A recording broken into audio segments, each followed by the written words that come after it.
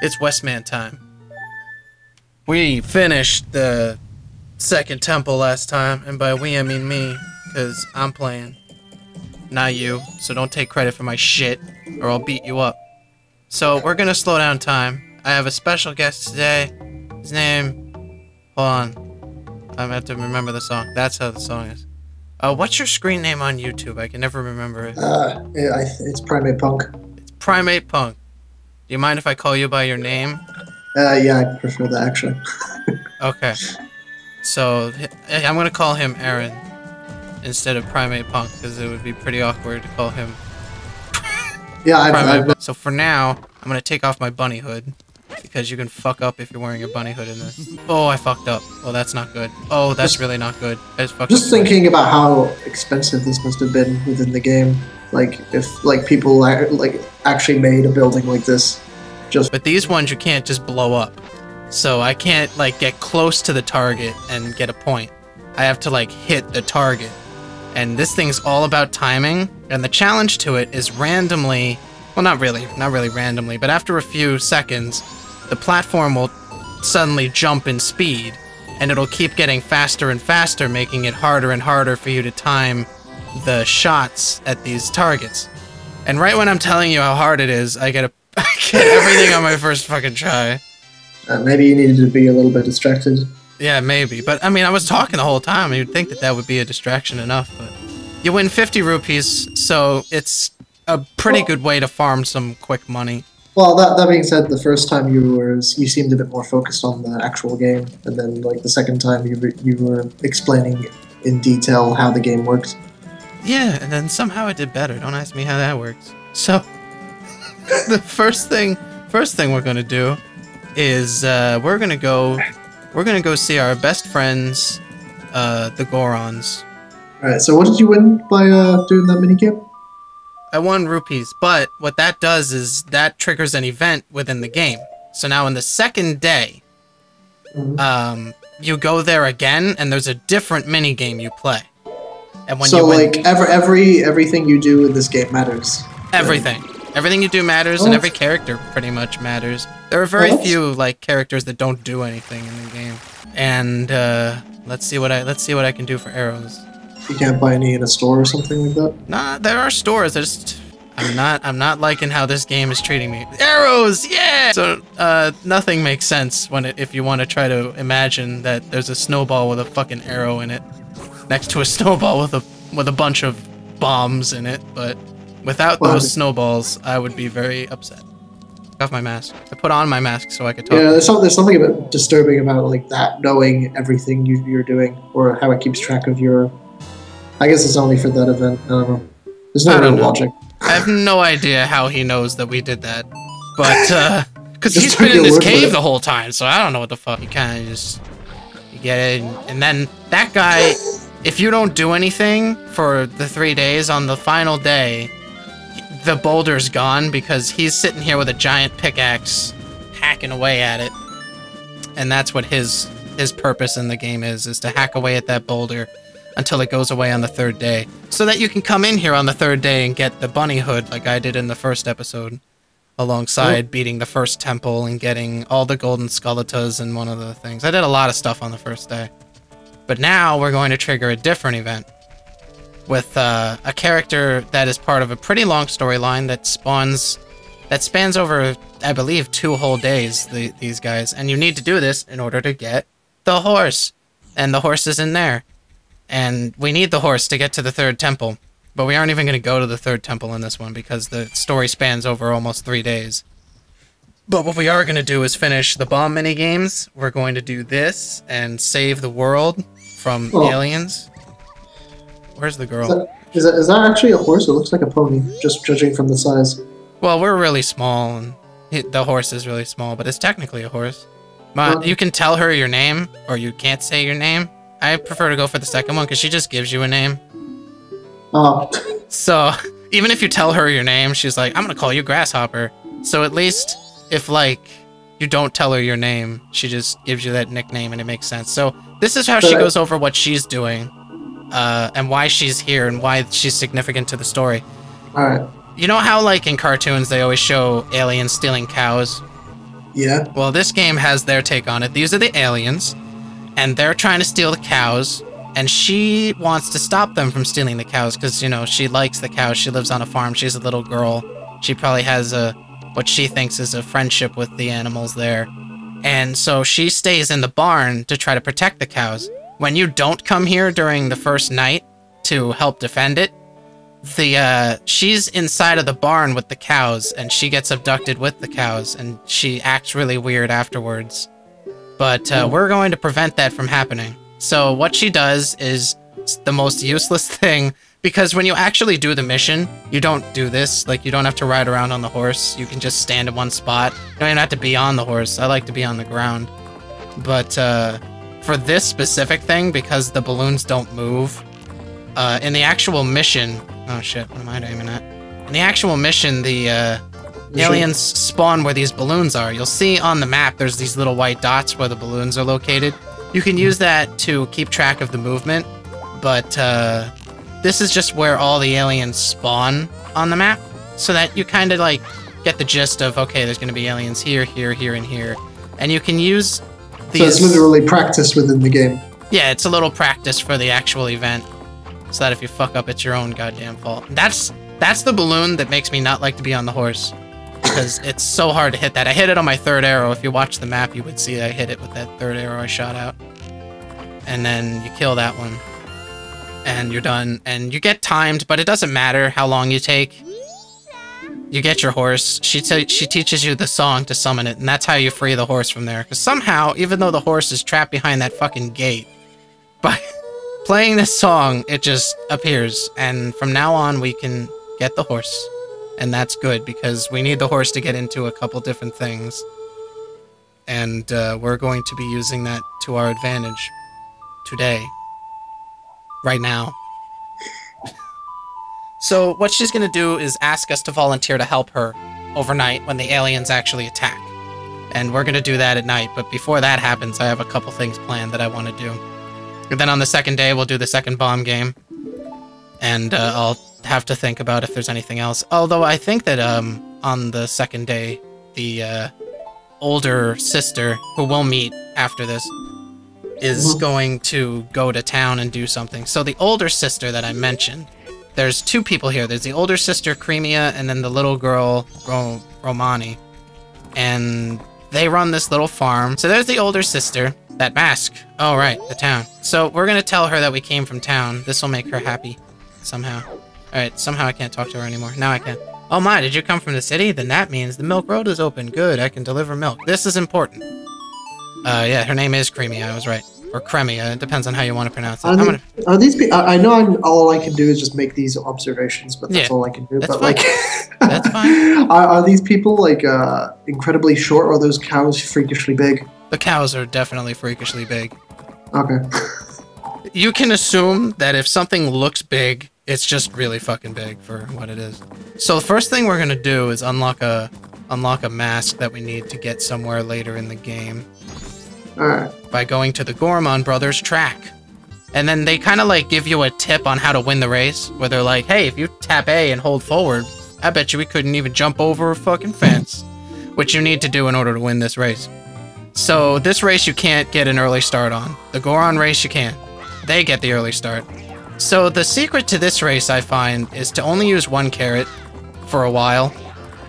And just stay close behind him. You're going to pull ahead towards the end. And don't run into him.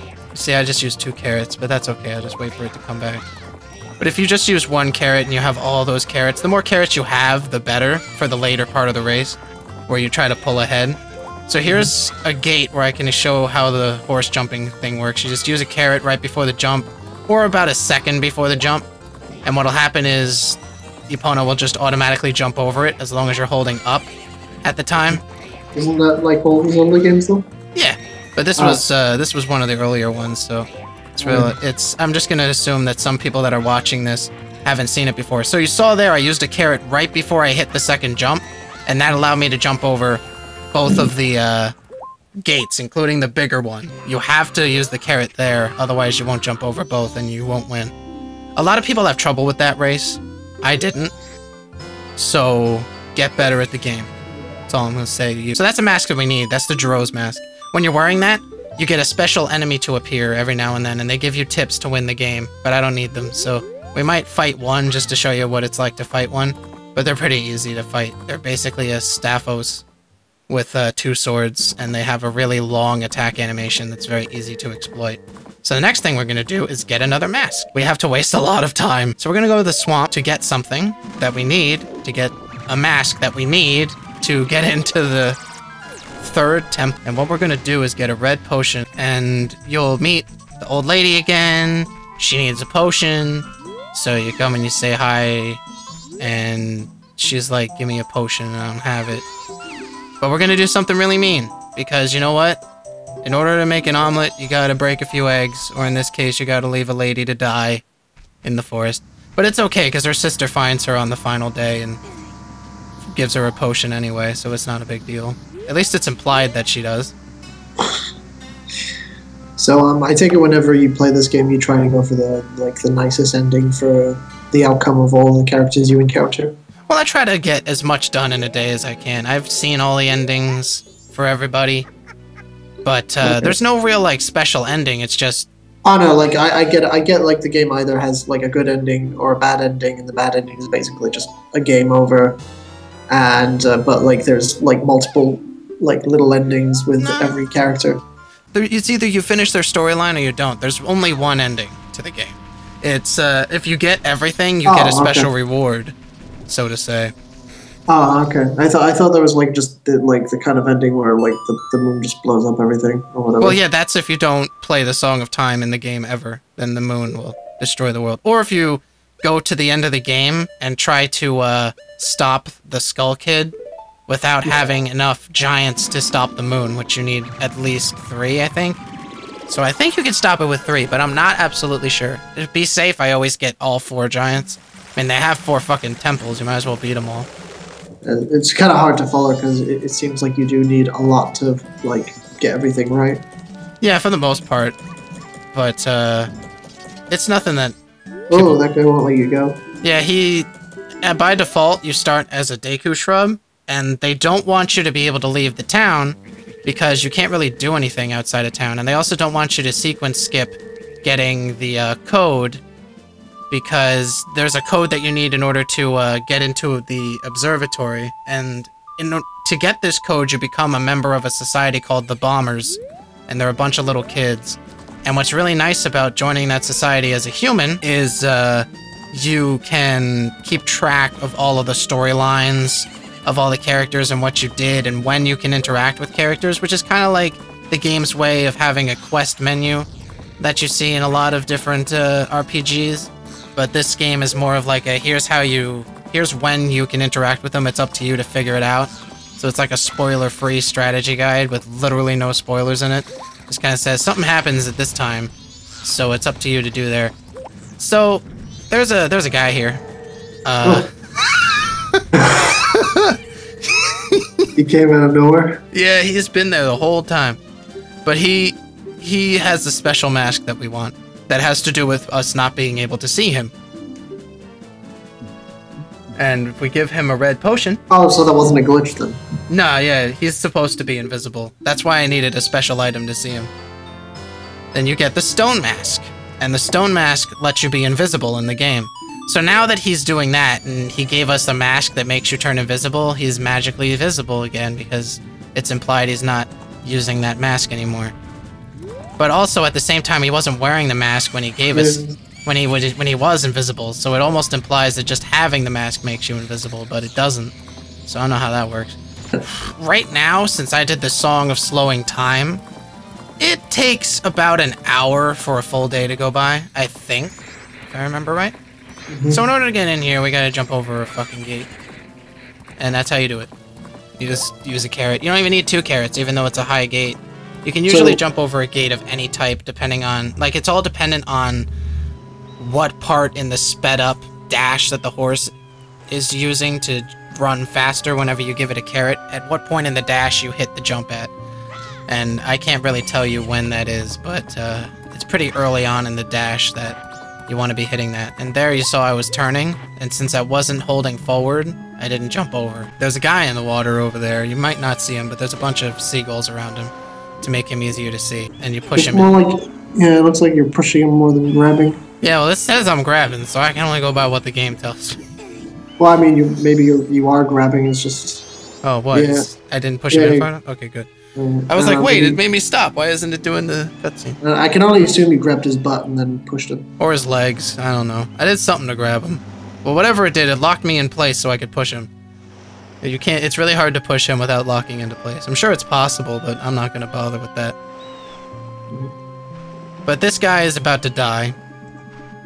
I don't know why. From exhaustion, maybe? Either exhaustion or the pirates attacked him. I don't know. He covers it, but I'm not going to go over it. It's not a big deal. All that matters is he's dead. And he was trying to get eggs because his love interest, I guess. I don't know if they're boyfriend and girlfriend or even wife and husband. But he suddenly gets up and plays guitar. I just thought I'd put that out there. He sings a song for his final message, where he goes over what he is talking about. But he's part of a band, and the lead singer is like his love interest. and they had a bunch of eggs together, and the eggs got stolen, and he was trying to get them, and now he's dead. And he goes like... I was semi-invested, but now I just thought that was silly. Yeah, exactly. Like, you start to think, like, oh, boy, he's going to tell us his backstory while he's trying to stay alive, and maybe he'll slip away. No, he just plays guitar. He seemed full of energy just then. Yeah, exactly. A bit weird. And then he falls over. And then we play the Song of Healing, and this is going to trap his soul in a mask. That's what that's what the Song of Healing does. I like how in the game they're like, oh, you're healing them. But then the guy that teaches you it says, hey, you trap spirits in masks using this song. So you find this guy that's about to die and say, hey, can I have your soul? And he goes, no, and you go, too bad. Wait, so is his consciousness is within the mask, or is it... Yeah, his actual soul is trapped in that mask, and that's why you transform into a Goron or you transform into a Zora with Link's characteristics. It's because Link is calling upon the power and form of the spirit that's trapped within that mask, and it changes his form into what they once were while alive. That's kind of messed up. A little bit. Especially the second time you get it, where it's just this guy's dead, and he was trying to save the world, and he doesn't even... It shows that he doesn't want to go. It shows that he didn't actually want to give his soul away. And then, for some reason, it shows Link's face, and then he gives away his soul into the mask. So it's really odd. It's almost kind of morbid. And then... Like, you're not really sure whether you're doing a nice or a bad thing, but either way, when you take their souls, they're officially gone from the world forever. You'll never see them again, no matter how many times you reset time. Which is kind of odd. So now that we have the Zora mask, we can swim really fast. Well, at least they come back like in a Star Wars movie or something. Sorta. Hey, look, you never see him again. He rates, like, he has a farewell song, and he's playing it to you. For you maybe he had nothing else to say after that. I guess so. So this is his grave. So at least you're respectful for someone who stole someone's soul. You'll notice something underneath the water. It's pretty hard to see, probably for Aron, but there's something underneath the water called a like. If those things grab you, they can steal your shield, they can steal bottles, and they do a lot of damage sometimes. And it's really annoying because you don't want to have your stuff stolen, but you don't have a choice. You're the one that went towards a like, not me. Are you able to get it back when it's stolen? Oh yeah, when you kill it. Oh, okay, cool.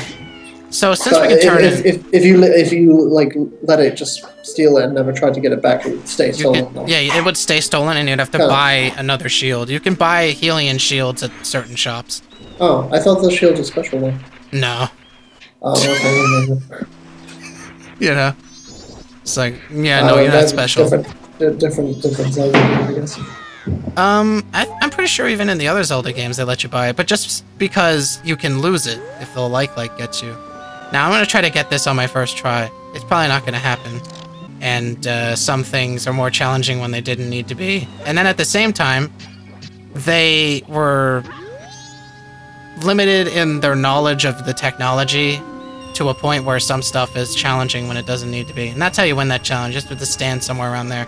We can't really do anything else in this section, so here's the guitar we stole.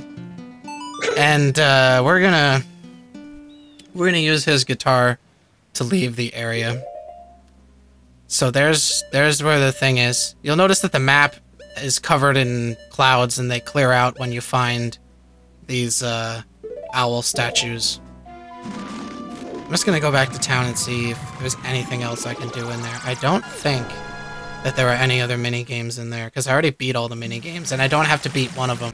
Yeah, the swimming is not easy, but they make a whole temple surrounding it, so that'll be fun.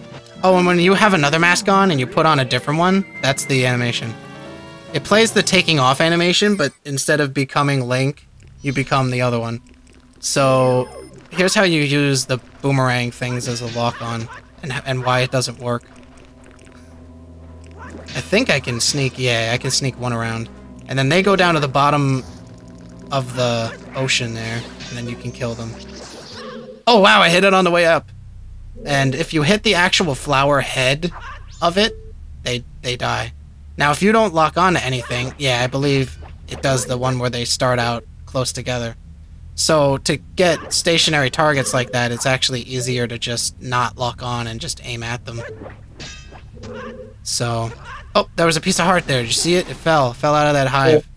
The only way to get it is to go down and get it. There's one storyline where if you don't do anything and you talk to them, they react differently. And then if you do help, they have a different storyline, and they interact with a lot of other characters in the game, like the Gorman brothers, or Gore, whatever they call themselves. Those two people that I raced, basically, with the mustaches. They are a part of a circus troupe, and I believe one of their brothers is the leader of that circus troupe, and that's how they have their involvement. And you never really get to see the leader of the circus troupe brother unless you're in town, and he's usually running around yelling at people. And yelling at people? I don't know, he's an angry guy. He's pretty bitter because his act got canceled. So, who are your favorite characters that you like to interact with in this game? I'd say that my favorite storyline to interact with is the hardest storyline to do, which is the reuniting of a couple, where one of them got cursed and turned into a boy. And the only way to get them to interact with each other is to do a whole convoluted storyline involving finding stuff for one guy and then helping the husband of the couple get his wedding mask, because in order for the wedding ceremony to go through, they have a ceremony where they join their masks in matrimony instead of rings. And it creates a mask called the couple's mask that you get to keep because they know they're going to die, and they want to spend the last 2 hours of their lives as a married couple holding each other while the moon descends upon them and destroys all life. So they're so... It's kind of like a Romeo and Juliet thing. Oh, it's very sweet. So I take it, are you doing this? Not in this episode, but yes, after we finish the 4th temple, I'll be doing a video with just that, because it goes through all 3 days. It has a lot of stuff to do in it, and there's a lot to talk about, because there's a lot of characters that interact with the story. There's a ton of characters that interact with the story, because Cafe, who is the husband guy, he's the mayor's son, so the mayor interacts with the story. The mayor's wife is worried about him because after he was turned into a kid, he went into hiding. There's a shopkeeper that interacts with the story, and there's an NPC that interacts with the story. So there's a lot of shit that goes on with the actual storyline that you get to learn about a lot of different characters that way. We're going to skip ahead in time at this point while I finish up a little bit more about the development of Crimea and her little sister Romani. Now, so how sorry, before you go on, like when it comes to the time skipping, how far can you skip ahead and go back again? You can't go back unless you want to go back to the first day, but you can skip ahead a half a day. So if you're in the morning, you can skip ahead to 6 p.m. Okay, so it'll always go back to the first day if you go back. Yeah, exactly. Now, since we aren't really doing anything extra yet, we're going to put time back to normal. I only needed it to be slow for the first half, in case getting the mask and stuff would have taken too long. Because when you have normal time moving, the hours go by very quickly. which can be a problem. But Crimea and Romani both live on this ranch, like I said before. They take care of cows, and they create something called the Romani milk. The local club in town is called the Romani Milk Chateau area place thing. No, it's not called that, but it's got a fucking bar. It's a bar, and they only let adults in it, and the way how you become an adult is getting a mask. It represents your adulthood. I'll go over what the name of the club is when we actually get there. I can never remember its name. But they create a milk called the Romani Chateau milk, and that's why I thought it was the name of the bar, but that's the actual name of the milk. And what that milk does is it not only restores your HP, but it gives you unlimited magic for a short amount of time. So it's a very useful milk, and it's worth a lot of monies. And you get it for free if you beat this storyline, so I can show the effects of it. And there's also, you can go there and you can just get normal milk, and that just restores your hearts. They deliver milk to this bar, and the bar sells the milk. So the bartender is waiting on a delivery when you noticed before there was a giant fucking rock there. They couldn't leave here. But when they do leave here, they get attacked by the Gorman brothers, which were those two people that we were racing. And you'll know it's them because they're wearing a mask that they gave us. That's supposed to be the big reveal that they're the two people that are attacking, but it's also pretty obvious because they all make the same noises, they have the same animations, they're just wearing a mask at the time. And it's another arrow minigame where you have to aim between them. And if you get there without losing any milk, you get a special mask, and that mask allows you to go into the bar, and on the final day we'll go in there and do a minigame or two. And that'll be fun. Because there's a little song minigame that you can do in the bar. And Romani, the little sister, she's very attached to the animals on the farm. She is one of those people that really loves animals and that likes to pretend that they're friends and whatnot. And some people turn it into like a passion to try to save animals and whatnot. And she wants to save the cows from the aliens, but she can't do it on her own because she isn't very good with a bow, I guess. And it's up to us to help her save them.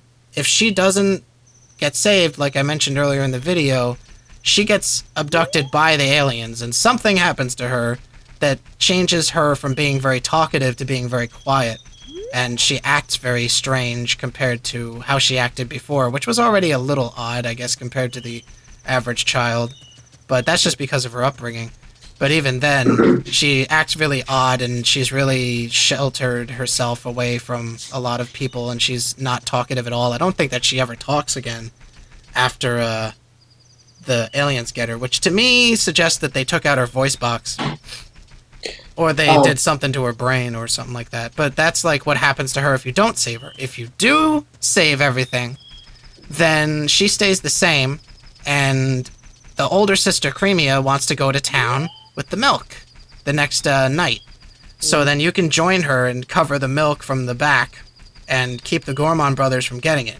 If you keep them from getting it, then she delivers the milk to the bar, you get the mask, and the bar will sell the Lonnie Ranch Chateau milk thing that you can then buy and use. But I believe it's not until like the second night that you can even buy it anyway. So there's really no point in doing this quest to get that.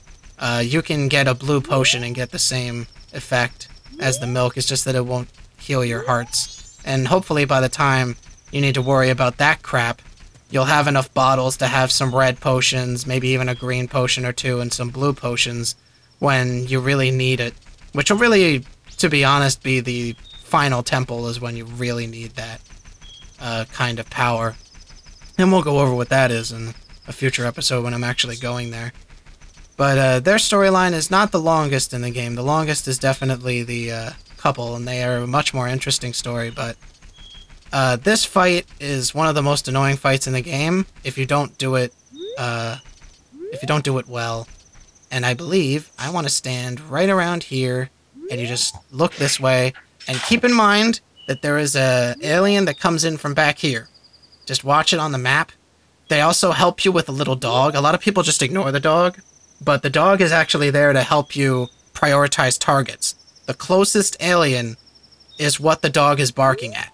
So you just use the dog to know when the guy behind you is coming. Like when you notice that the dog is running behind you, then that alien that spawns behind the house here is coming in pretty close. And then So the you're dog... just waiting for them? Yeah, the dog, like, stays around here, and he barks at the aliens over here when they're getting close. And then he'll come out over here and bark at the aliens that spawn over here when they're getting close. And when the alien back here is getting close, he comes to about here and barks at him. So you can use the dog to make sure that you're not letting any aliens get by. But standing about here... Oh, there's the dog. You saw the dog appear. I just happened to get that. That's pretty hard to get, because it's like that one frame. And there's the dog. So now the aliens are here. We're gonna get our bow out. And the dog is barking at the ones over there, because they're the closest. But we're gonna hit... So they're here? Yeah, that's the aliens. They're the Okay, things... I think it's lagging for me, so I can only see, like... Oh. Yeah, I think I'm a little bit away from you, but like from what you're describing, I'll catch up eventually. Hopefully. Yeah, there's just a bunch of purple alien things, and they have Okay. headlights for eyes. I'll try pausing and... Oh wait, does it pause the video as well, or... Because, okay, the cutscene is starting. From my end, like, the cutscene has just started, so... Oh, okay. Well, you can just go by my description. Basically, all I'm doing is turning and shooting them. But okay. you don't want the aliens to get close to the barn. You don't want them to get into the barn. And you want to just shoot them all one by one, and don't let them get in. And you just use the map. If you don't see any aliens, great. You're doing awesome. You want to keep it like that. But use the map to see which ones are getting close. Use the dog to see which direction you should be facing to keep the aliens out. Like, this alien's probably the sneakiest one back there. I try to wait really long on that guy, because the longer he's out of the picture, the better. But the rest of these guys are right in front of your face. And it's really nice how they implemented the time in this. They used the similar engine to Ocarina of Time. So they already have this thing that has the sun come up really slowly, and the sky changes colors like it does in real life. And it's pretty nice to watch, and it really makes this fight a lot more fun just to experience. It makes it more exciting. Like, you can see the sun's coming up, and it's more suspenseful because you know when you're getting closer and closer to the end of it. And it's just, I just need to last a little bit longer. It's just 2 more hours. And obviously it's not literally just 2 more hours. It's a little less than 2 hours in real life. But you can actually see that the minigame is almost over just by the way how the sky reacts to the time. And there it is. The end happens when all the Martians blow up and disappear, and then there's a light. So, do the Martians have anything to do with the overall plot, or Nah, it's just this. It's just this storyline, yeah. They don't have anything... You never see them again outside of this storyline. That's a bit weird. So you get another bottle when you win this, and you get a milk bottle. A bottle of milk right before 6. So what we're gonna do is get back to... Whoa. Some horrible graphical glitch there. I don't know what the hell happened with that in day. Oh. Huh? Yeah, I think I just caught up with you just a little bit there. Oh, okay. Yeah, whenever I go to the menus, there's like some weird lag going on. Whatever. That's always been happening with my N64. Some weird graphical lag sometimes. I can never explain why. Helping. So this is a brand new minigame. Once again, don't use your bunny hood. Just don't do it. Why not? Because it makes you run really fast, and you have to run to throw bombs in this game. They fixed that in later installments, where throw and drop are on 2 separate buttons. But in this game, it's all 1 button. So you have to run to throw it. And it says on the screen that I'm using the A button, but I'm actually using just the B button for this. You can use either the A or B buttons if you wanted to. So here we get into the hard part of this, is finding a spot to... There it is. It's finding a spot to throw the bomb so it lands in the basket. This one is a lot easier than the Bombchu one. A lot easier, for me at least, because you don't have to get as close to the edge, so there's no chance of fucking up as soon as you... It's just the milk bar, I guess. That's what they'll call it. Okay, whatever. You can't go in here if you're not a member, and it's not open during the day, except for the final day where you can go in early, which we will be using to our advantage. So since that didn't take forever, We're gonna go back to normal time movement. And we're gonna go back to the milk farm. So if I just stand right here, and then we skip ahead in time. So how long is this game generally? Like, if you want, I guess yours would be longer than the average playthrough, but like, if you wanted to just kind of like go through it. If you were doing everything you could in a day, you could probably beat this game within a day or two. If you're doing it my way, it's about 2 to 3 days of play, which is why I'm powering through it so quickly. But since I'm spreading it out and trying to get special guest commentators, I mean, the total amount of time that I'm taking for these parts is longer, since I have to wait some days just for people to be free. But I could probably beat this game in about 2 days with the rate that I'm doing it, just splitting it up for the sake of viewers and to focus on things that I want to focus on. Versus if I could probably do everything in the Great Bay Area and this at the same time, but it would be so much that I'd be juggling at all times. I would probably lose the viewers. They wouldn't be able to keep up with what's going on. So it's best to just split the storyline stuff from the main quest against the temple. So here's when we get on the back of that wagon, and we're sitting in the back here. And she's going to go into what she calls bad country. And this is basically the Goron track. Not the Goron track, the Gorman track. They both have a very similar name. But, oh, donkey. Yeah, she got a nice little mule. And there's a lot, like you noticed, she uses a mule for the thing. And they mention, oh, that horse looks like a mule. And they're both wearing the mask that they give you when you beat them. And it's on their track that you know that it's the Gorman brothers. If you've already raced them. But if you didn't race them and you just went through this instead, when you talk to them the first time, you start to be like, hey, wait a minute. Are these guys the ones that are attacking us? And when they give you the mask, oh shit, they did that thing where they default to no. I hate when they do that. But when you get the mask, that's the thing where you go, hey, these are the guys. Oh, those bastards. So you just have to wait for one of them to come up and raise his hand, and then you shoot him. If you shoot them before then, it does nothing. It doesn't even do damage to him. So it makes it a bit more challenging because you have to wait until they're ready to attack to even hit them back. So that's the challenge. You want to try to follow them with your bow when they're coming on the way in. They usually go in one at a time. I have seen it where both of them come in, which is really annoying. But if you wait pretty late until you shoot, it's very unlikely that they'll both come in at the same time. They usually come in one at a time if that's the case. And always make sure to adjust your aim up and down based on if you're going upward or downward on a hill. If you're going down a hill, you gotta aim up. If you're going up a hill, you gotta aim down. Ooh, that was close.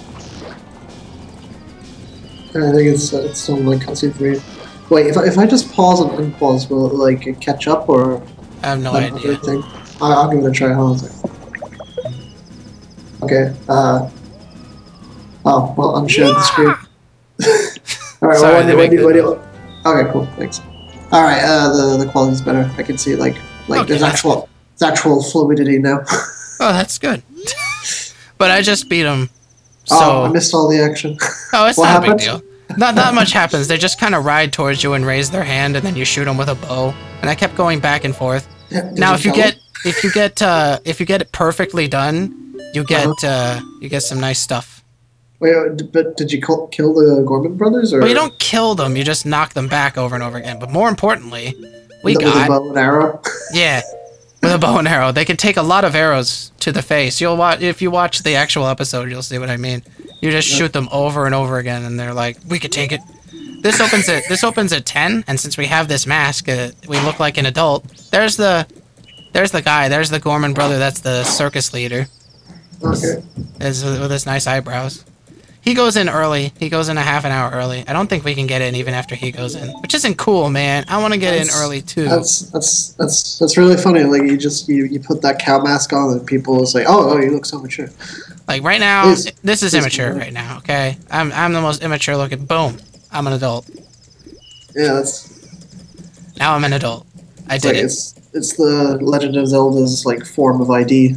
It's like you can't come in without your cow. Ah, you remember? Come on in. you have to wear the mask at all times. If you're wearing the mask, you can talk to the bartender. It's more of a cap than a mask. Yeah. Hey, we got some good milk in it tonight. You wanna buy the milk? So, this guy has a special thing we can do with him. We need all of our masks in order to do this, so don't even bother coming down here unless you have all 3 forms. And you talk to him, and he goes, "Hey, you wanna do something cool? You play the drums, right? Get up there." And then you get up there. And he wants us in the rear left, which is the smallest spotlight for this guy. Now we get him in the notebook, because he's all like, "Ah, you guys are fucked." And it's really mean. And this guy's all like, "Yeah, you're great." Big Goron with this big instrument, the drums. He gets that little spotlight. I wonder if like all his forms could take their own incarnations, or like what kind of bandwidth. Oh, okay. How's that happening? I don't know. The Okay. spotlights are actually recorders, and they make a hologram of what you did before. What feels good? That wretched, senseless racket. So this guy gets the coolest spotlight. He gets the one on the right. Okay, so we have like a guitar. Like I can't hear what the sound. What's the sound of the guitar like? Is it supposed to be like an electric guitar or an acoustic? Yeah, it kind of sounds like the MIDI sound for an acoustic guitar. Okay, so they're supposed to be some sort of weird indie band because you have like. I don't know. It's like if you listen to it, if you were to hear the sound, they would sound like a really bad Mario Paint composition. Okay. Like a random horn, and there's drums, a guitar in there, and then of course the ocarina itself, which sounds more like a flute than an ocarina, but it technically is a flute, so it makes sense. I'd like to imagine they're like an '80s new wave band or something. An avant-garde band from today. Yeah, they just have the look for it. And then you play, I think it's the Ballad of the Something Fish, but I don't remember what the fish is called. Seem to have a lack of, they have a lack of a bass. They need a bass player. They add the bass in this last part, but but you can't hear it. So there's no big deal. But there's a bunch of other instruments that get added in when they finish it. It's not really important that you hear what they're doing, because that was the best. And then he goes, that melody. That melody brings back so many memories. It's their old standby, the Ballad of the Windfish. That song is that the members of the previous generation of the Indiegogo's, or the Indiegogos. Get it, Indie? That joke you said earlier? it almost goes together. Look at his neck beard. Oh. You see That's it? A beard? Yeah, it's his neck beard. He looks like he's got some sort of rash. Yeah, that's his neck beard. They've been making Actually, fun of neck beards. if you look at it closely, it looks like a really buff torso without a head. If you look at it closely. Like his actual neck is its own entity. But it's really funny, like they make fun of neckbeards all the way back in Zelda times. So you get the circus leader mask. It's one of the few masks that... Oh god, it's his face. Yeah, it's one of the few masks that has a dynamic effect to it. The Great Fairies mask has one where it glows if there's fairies in the area. This mask cries. And when you run the tear stream... It's designed to calm down angry people. Yeah, I can't tell you like how many times I've like stopped raging every time I saw like a middle-aged man with a mustache crying.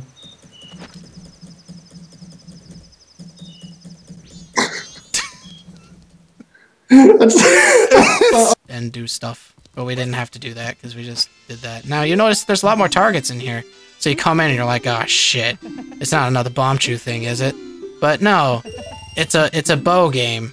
You have to just shoot the targets with a friggin' bow, and the targets move and your platform moves, but you don't have to move.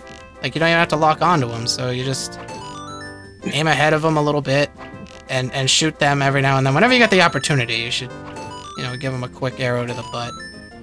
They deserve. You think it's sorry for this is kind of irrelevant, but do you think if they ever tried to make a Legend of Zelda movie, what like storyline do you think they should base it off of? I think that a movie about Majora's Mask would be pretty interesting for CG. Just all the CG that they would do in the movie would be pretty interesting. And all the characters in it would allow for a lot of great roles for all the actors, so it probably would be easier to recruit talent for it. But they probably would want to go with one of the more mainstream ones. So, exactly. I mean, they might end up doing like Skyward Sword, to be honest. Yeah, because I'm not saying like this one isn't as mainstream, but like, well, it technically isn't. But like, they probably want to use Zelda. And more recent one. Yeah. Like just like the 3 most recognizable characters. Mm-hmm. Piece of heart. I wonder, are we truly happy? Like, that's so odd. Just because I beat their game 3 times in a row and they gave me a piece of heart. Now they're like, are we really happy? Like, it's almost as if they're going to fucking divorce over that. Well, it's good to talk things out in a relationship. It's always good. It's always good to talk it out. Yeah. And if you can't talk it out, you should hug it out. If they were just extremely happy all the time, they'd probably end up, in a really bad breakup. These are all the guards that know they're about to die. It's I don't know why. I should have come up to you when I had those. Sorry, this is a little bit irrelevant, but we'll probably get back on track. But like, I probably should have asked you to help me out when I was going through the copyright bullshit with Mondo Media for the Christmas video I was making with your the song. Yep. Wouldn't be a big deal. No worries. So when you get over 1,000 rupees, just to get us back on track real quick. Yeah, sorry. Yeah, my bad, right, folks. You get a 5. You get a 5 rupee.